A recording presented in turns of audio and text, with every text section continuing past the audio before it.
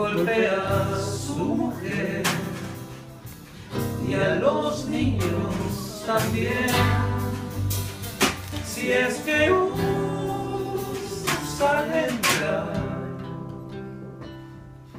a defenderla, si hace un vez busque amparo de la ley,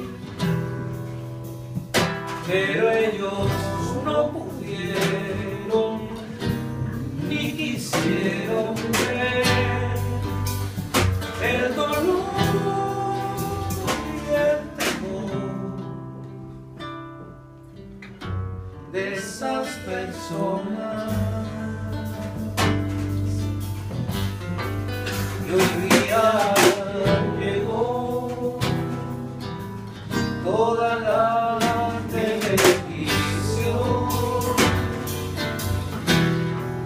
a ver al Señor, quien así pidió perdón por golpear y matar a su señora.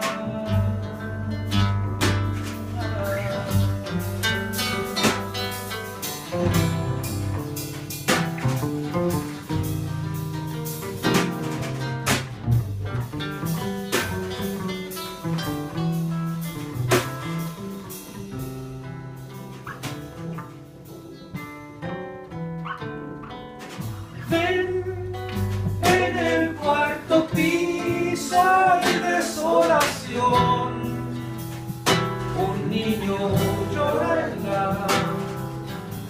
ventana su dolor, soledad, desamor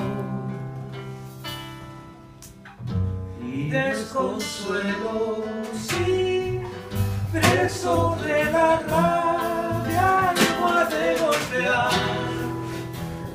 y la hermana menor se cruza en su dolor, y ella ha de pagar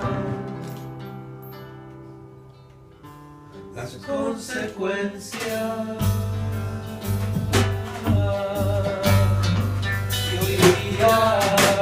Llegó toda la televisión a ver al velo, quien así pidió perdón.